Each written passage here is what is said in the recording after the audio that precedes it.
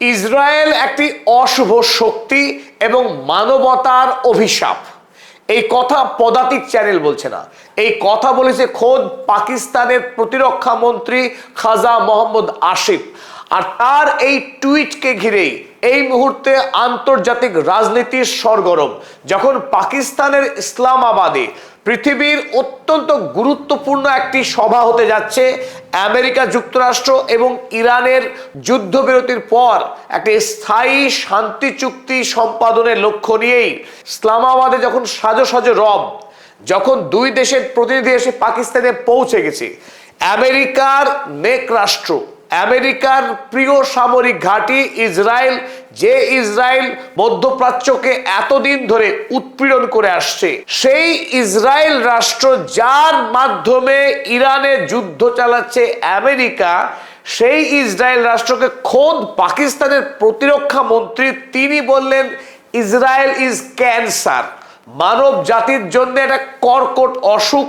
গোটা পৃথিবীর যেখানে অশান্তি, এই অশান্তির পশ্চাতে এই ইসরায়েল।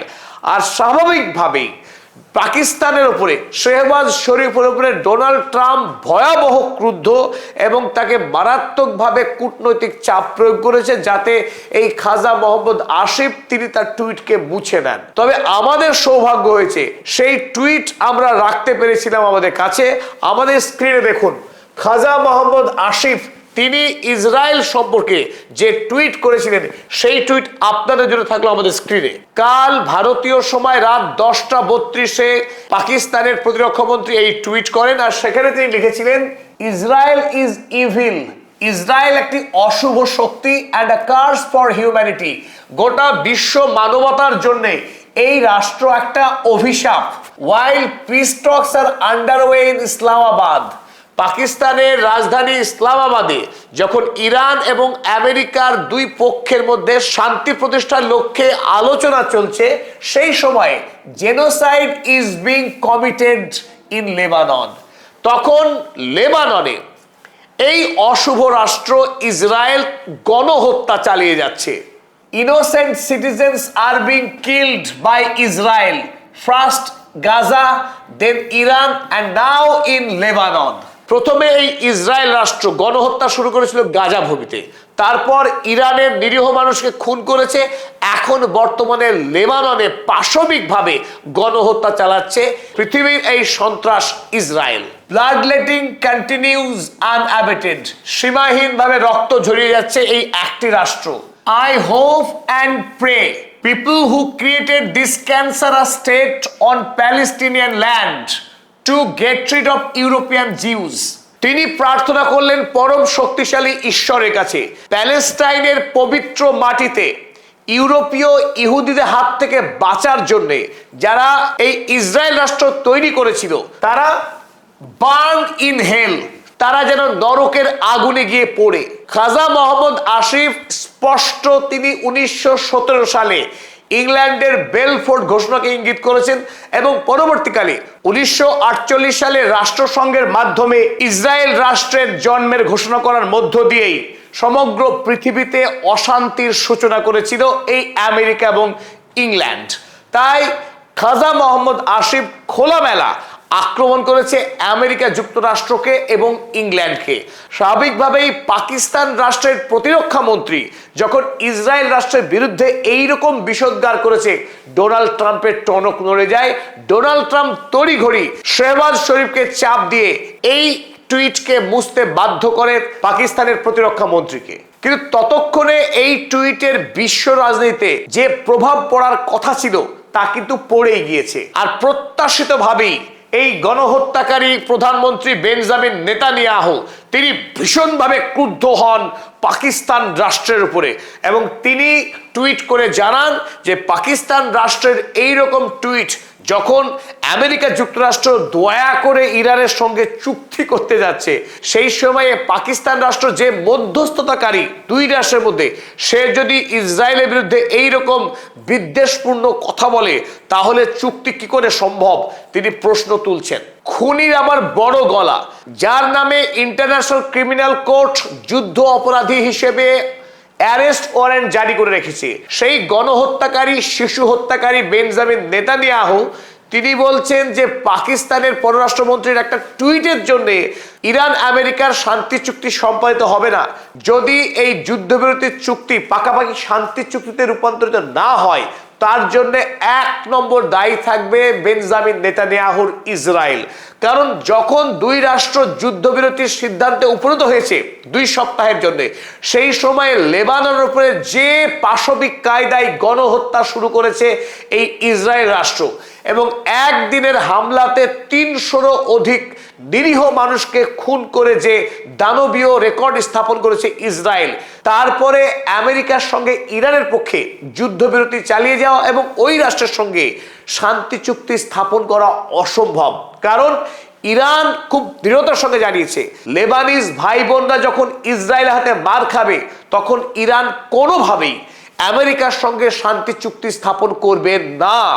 আর এই গণহত্যাকারী, শিশু হত্যাকারী ইসরায়েল রাষ্ট্রের বিরুদ্ধে স্পেনের প্রধানমন্ত্রী পেড্রো সানচেজ তীব্র আক্রমণ করেছেন। তার এই আক্রমণ ইউরোপের প্রেক্ষিতে নজিরবিহীন। তিনি সরাসরি এই বেঞ্জামিন নেতানিয়াহুকে ক্রিমিনাল বলেছেন এবং তাকে অবিলম্বে অ্যারেস্ট করা উচিত, নতুন করে লেবাননে যে গণহত্যা করেছেন তার অপরাধে। চলুন আমরা দেখে নিই পেড্রো সানচেজ তিনি কি বলেছেন এই গণহত্যাকারীকে। Netanyahu launched the worst possible unjustified attack against Lebanon. লেবাননের বিরুদ্ধে বেঞ্জামিন নেতানিয়াহু একটি জঘন্য অন্যায় করেছে এই আক্রমণ করার মধ্য দিয়ে। His contempt for life and international law is intolerable. জীবন এবং আন্তর্জাতিক আইনকে লঙ্ঘন করা তার যে অপরাধ, এই অপরাধ কোনোভাবেই সহনীয় নয়। He is a criminal that must be arrested immediately. তিনি এত বড় একজন ক্রিমিনাল, তাকে এখনই অ্যারেস্ট করা প্রয়োজন, তাকে জেলের বাইরে রাখা অন্যায়। পেড্রো সানচেজের বেঞ্জামিন নেতানিয়াহুর বিরুদ্ধে তীব্র প্রতিক্রিয়া শুধু কথায় সীমাবদ্ধ নেই। ইতিপূর্বে স্পেন ইসরায়েলি দূতকে স্পেন থেকে বিতাড়িত করেছে এবং ইরানের বিরুদ্ধে আমেরিকার এই যে অন্যায় যুদ্ধ, এই যুদ্ধে আমেরিকাকে কোনোভাবেই স্পেনের আকাশপথ ব্যবহার করতে দেয়নি। আর ধীরে ধীরে সমগ্র ইউরোপে ইসরায়েল রাষ্ট্রের এই গণহত্যার বিরুদ্ধে, ইসরায়েল রাষ্ট্রের আন্তর্জাতিক আইন লঙ্ঘন করা, নির্বিচারে নিরীহ মানুষকে খুন করা, এই জঘন্য অপরাধের বিরুদ্ধে ইউরোপের সাধারণ মানুষ থেকে শুরু করে ইউরোপের রাষ্ট্রপ্রধানরা এই মুহূর্তে খড়গহস্ত হচ্ছে। গোটা পৃথিবীতে ধীরে ধীরে ইসরায়েল রাষ্ট্রের বিরুদ্ধে মানুষের জনমত শক্তিশালী হচ্ছে। খোদ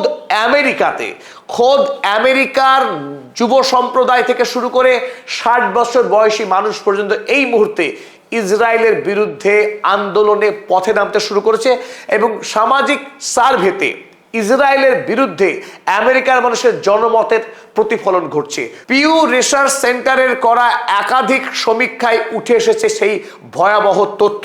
চলুন আমরা দেখে নিই ইউরোপের অবস্থা, এই মুহূর্তে ইসরায়েলের বিরুদ্ধে কিভাবে ইউরোপ সংগঠিত হচ্ছে। তবে স্পেন আরো এক ধাপ এগিয়ে এই মুহূর্তে ইসরায়েলের বিরুদ্ধে কার্যকরী ব্যবস্থা গ্রহণের ডাক দিয়েছেন। ইউরোপীয় ইউনিয়ন আর হাত গুটিয়ে বসে থাকতে পারে না। যতক্ষণ না পর্যন্ত ইসরায়েল রাষ্ট্রের বিরুদ্ধে আইনানুগ ব্যবস্থা গ্রহণ করা হচ্ছে, ততক্ষণ কিছুতেই তার গণহত্যাকে বন্ধ করা যাবে না। তাই সানচেজ তিনি দাবি করেছেন EU to suspend 1995 cooperation treaty with Israel after Lebanon strikes.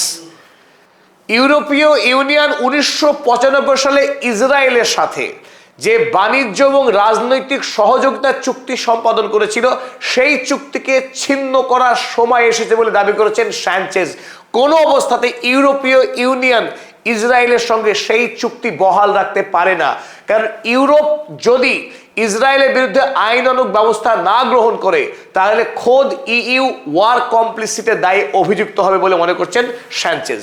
ইউরোপীয় ইউনিয়নের ফরেন সেক্রেটারি কাজা কাল্লাস তিনি যদিও খানিকটা ইউরোপীয় যে এতদিনের যে প্রথাগত অবস্থান ছিল ইসরায়েলের পক্ষে, সেই জায়গা থেকে শুরু করলেও ইসরায়েলকে তিরস্কার করেছেন সাম্প্রতিক সময়ে লেবাননের উপরে এই অমানবিক গণহত্যা চালানোর জন্যে। Hezbollah dragged Lebanon into the war, but Israel's right to defend itself does not justify inflicting such a massive destruction. Israeli strikes killed 100 last night, making it hard to argue that such heavy-handed actions fall within self-defense. তিনি বললেন গত রাতে Israel যেভাবে লেবাননের সাধারণ নিরীহ মানুষকে খুন করেছে তাতে কোনোভাবেই যুক্তি স্থাপন করা যায় না এই বলে যে ইসরায়েলের আত্মরক্ষার অধিকার আছে। ইসরায়েলের আত্মরক্ষার অধিকার আছে তার মানে এই নয় যে প্রতিবেশী রাষ্ট্র সে গণহত্যা চালাবে। খোদ কাজা কাল্লাস এই কথা বলেছেন। স্বাভাবিকভাবেই ইউরোপীয় ইউনিয়নের অবস্থাও যে একটু একটু করে বদল হতে শুরু করেছে তার স্পষ্ট ইঙ্গিত মিলছে। ম্যাক্রনের ফ্রান্স ইসরায়েল এই বর্বরতার বিরুদ্ধে তীব্র প্রতিবাদ জানিয়েছে। ফ্রান্সের বিদেশমন্ত্রী লিখেছেন, We condemn these strikes in the strongest possible terms. Israeli এই বর্বরতাকে আমরা তীব্র নিন্দা জানাচ্ছি। Lebanon must not be the scapegoat for a government upset because a ceasefire has been reached. তিনি মূল কথা বলেছেন যে ইরান আর আমেরিকা যদি চুক্তি করে নিজেদের মধ্যে ইসরায়েলের সরকার বিপদে পড়ে যাবে। এমনকি বেঞ্জামিন নেতানিয়াহু যাবেন জেলে, কারণ তার বিরুদ্ধে এতদিন ধরে যে সুপ্রিম কোর্টে মামলা চলছিল সেই মামলা নিষ্পত্তি হবে যদি আমেরিকার ইরানের মধ্যে চুক্তি হয়। তাই নিজের দেশের সরকারকে বাঁচানোর জন্য, নিজের গদি বাঁচানোর জন্য বেঞ্জামিন নেতানিয়াহু লেবাননের সাধারণ মানুষকে খুন করছে। তাই এই খুনকে কোনোভাবেই বরদাস্ত করা যায় না, লিখছেন খোদ ফ্রান্সের বিদেশমন্ত্রী। ওদিকে ম্যাক্রন তিনিও বলেছেন Lebanon must be fully covered by it, অর্থাৎ এই যুদ্ধবিরতির আওতায় লেবাননকে আনতে হবে। লেবাননে কোনোভাবেই অ্যাগ্রেশন চালানো যাবে না, তাতে ফ্রান্স কোনোভাবেই সমর্থন করে না। ম্যাক্রন নিজেই লেবাননের প্রাইম মিনিস্টার এবং রাষ্ট্রপতিকে ফোন করে তাদের যে সমর্থন রয়েছে লেবানিজ মানুষের সঙ্গে সে কথা জানিয়েছেন। লেবাননের পাশে আছে ফ্রান্স, সে কথা খুব দৃঢ়তার সঙ্গে জানিয়েছেন ম্যাক্রন। ওদিকে ইসরায়েল রাষ্ট্রের জন্মের জন্য সবচাইতে যারা অভিযুক্ত ইংল্যান্ড, সেই ইংল্যান্ডও কিন্তু একটু একটু করে হলেও ইরানের চাপেই হোক, বর্তমান মধ্যপ্রাচ্যের শক্তির কারণে হোক, তারাও তাদের অবস্থান থেকে একটু করে সরতে বাধ্য হচ্ছে। ইসরায়েলের গণহত্যাকে তারা আর সমর্থন করতে পারছেন না। ইংল্যান্ড বলেছে ইসরায়েলের আক্রমণ অত্যন্ত জঘন্য এবং তাকে কোনোভাবেই স্বীকার করছে না ইংল্যান্ড। এবং আরো আশ্চর্যের বিষয়, ইউরোপের যে রাষ্ট্রটি ইসরায়েলের সঙ্গে একেবারে অঙ্গাঅঙ্গিভাবে থেকেছে এতদিন ধরে, সেই ইতালি এই মুহূর্তে ইসরায়েলের বিপক্ষে যাচ্ছে এবং তারাও অত্যন্ত কড়া প্রতিক্রিয়া জানিয়েছে ইসরায়েলের বিরুদ্ধে লেবাননের উপরে তাদের হামলার প্রতিক্রিয়া হিসেবে। ইতালির পক্ষে লেখা হয়েছে, we condemn the bombings on the Lebanese civilian population. লেবানি সাধারণ মানুষের উপরে এই বোমা বর্ষণকে ইতালি তীব্র ভাষায় প্রতিবাদ জানাচ্ছে। Israel attacks on Lebanon unjustified and unacceptable. লেবাননের উপরে ইসরায়েল এই হামলা অন্যায় এবং তা কোনোভাবেই মেনে নেওয়া যায় না। We must absolutely avoid any further expansion of the conflict that would jeopardize the ceasefire in Iran and the reopening of the Strait of Hormuz. খুব স্পষ্টভাবে পরিষ্কার বিষয়টি কিন্তু তিনি তুলে ধরেছেন।